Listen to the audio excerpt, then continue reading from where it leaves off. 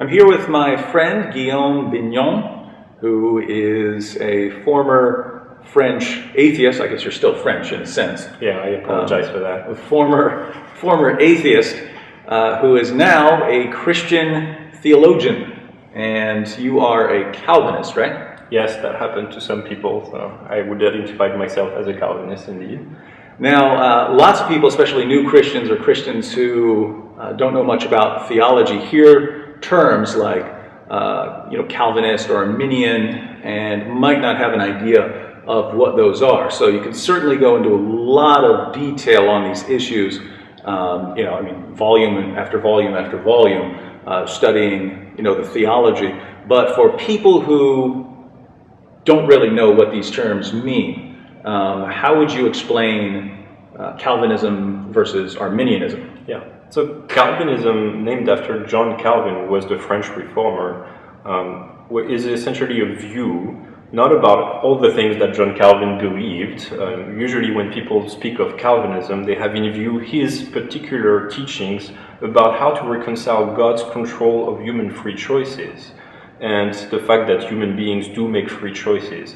And Calvin's view was that which was the most balanced towards divine sovereignty over human free will, so that God is fully in control of absolutely everything that happens.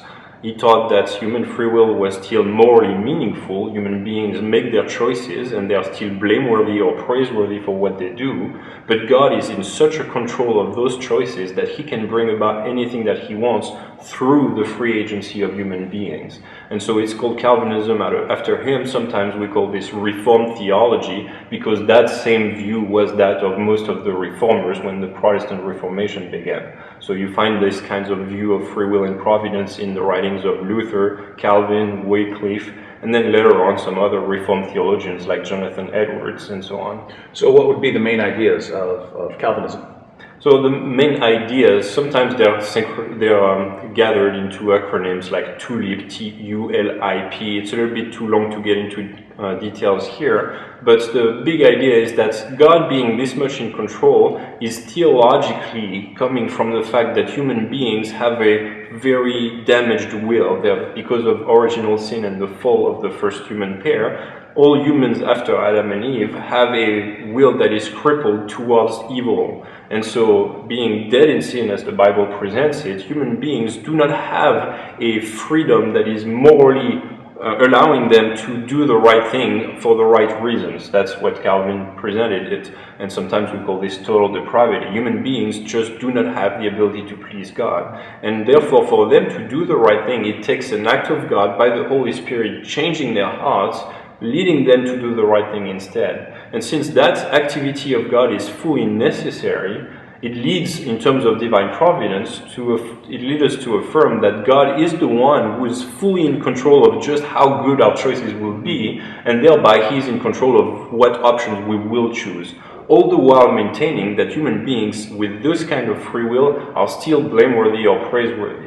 So this is the tension point that critics of Calvinism have attacked by saying, if God is this much in control, how can we be morally responsible? And Calvinists respond that there is no good reason to think that one excludes the other, and on the contrary, there's good reasons to think that the Bible teaches both are true. Therefore, we affirm both at the same time. Yeah, and as far as the critics and the adherents, it seems like both sides are trying to, somehow guard God in a certain way. That's correct. The Calvinists are insisting on God's sovereignty, and how dare you challenge God's sovereignty, and the opponents are insisting, if you're saying God's in control of everything, then you're saying He's responsible for the evil as well, and therefore you're attributing this to God, and how dare you attribute that sort of thing to God? And so both are saying, hey, we need to understand what God is, and not try to diminish His nature in any way. Yeah, that's right. And so I don't think it would be a fair criticism of non-Calvinists to say that they try to diminish God's sovereignty necessarily, though that might be a valid criticism of some of them. But the big idea is really, how do you reconcile those two things? That God is really in control of what happens in the world, there's a full string of biblical teachings that assert just that, and yet that human beings make choices that are morally responsible. So the main criticism that comes from Arminians, that is the opposite view to Calvinism, against Calvinism, is to say that if God determines what we do, we cannot be morally responsible.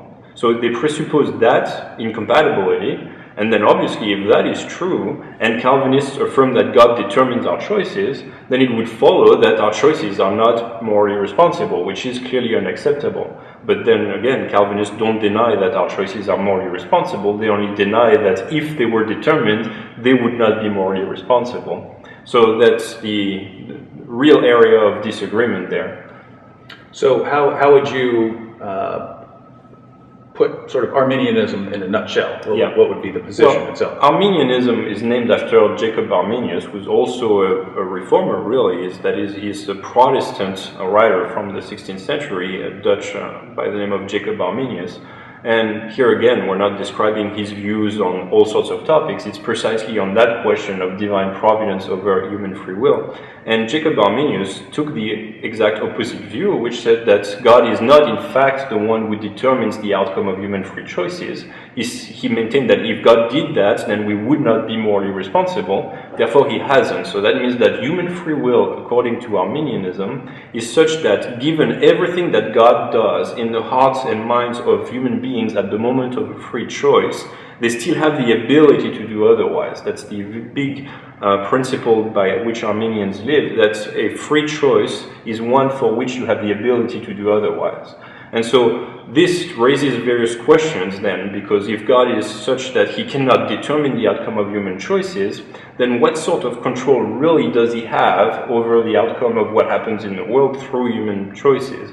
And that's where in the big tent that we can properly call Arminianism are going to be different people identifiable as open theists. We think that God does not even know what's coming up in the future. You have simple foreknowledge Arminians, or classical Arminians, who say that God doesn't determine the outcome of our choices, but he still knows what's coming in the future. So they're properly described Arminian as well. And then there's a third team called Molinists, which affirm the same sort of free will, but they affirm that God has a little bit more knowledge about our free choices. He knows what has been chosen, what will be chosen, and he also knows what would have been chosen in any possible set of circumstances. And it's in the middle. So it's in the middle, so that's the view called middle knowledge or Molinism. But all of those people, regardless of how you reconcile divine providence and human free will, all affirm the same view of free will, which is an indeterministic view, wherein God is not the one who determines the outcome. The human free will is the one that determines which outcome of a choice is made.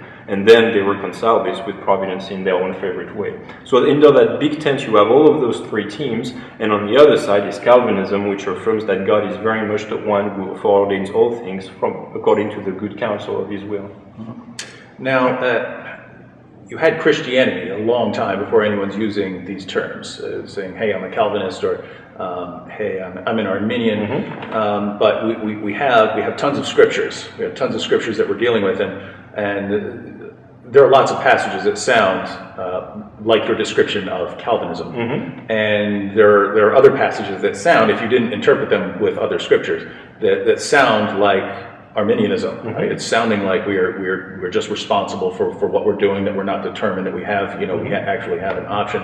So kind of both sides are looking for the best way to reconcile all of mm-hmm. this and put it all together. And so your position is that Calvinism is the best way to kind of put all this together. So mm-hmm. why is it Calvinism? Yeah, well, I think as you mentioned, if ultimately we feel like there's different strands of teachings that might incline one in one direction or another, then ultimately it's going to be a matter of weighing those, which ones are more convincingly going one way or the other, and for the scriptures that go in the other direction than yours, what are the best responses that you can have. And in terms of Calvinism, I would say that many times people do reject it on the basis that the Bible teaches strongly that we are morally responsible for our choices. That is, there is a whole undeniable teaching in the Bible that we are blameworthy for our failings and praiseworthy for what we do right. And so, unfortunately, Arminians then assume the thesis that if we are determined, we cannot be morally responsible. And you And see why since the you see why Bible I would say that, right? Because yes, it sounds, I mean, it's certainly, you know, yeah. yes. And now, so the real question is not whether we're morally responsible, but we come back to the question of whether determinism excludes this thesis that we are morally responsible. And I would say not only this is false, it's not proven, and there are even good reasons, both biblically and philosophically, to think this is false, more than just unproven. So that's why I'm happily considering myself a Calvinist. All right, thank you for that introduction. Sure.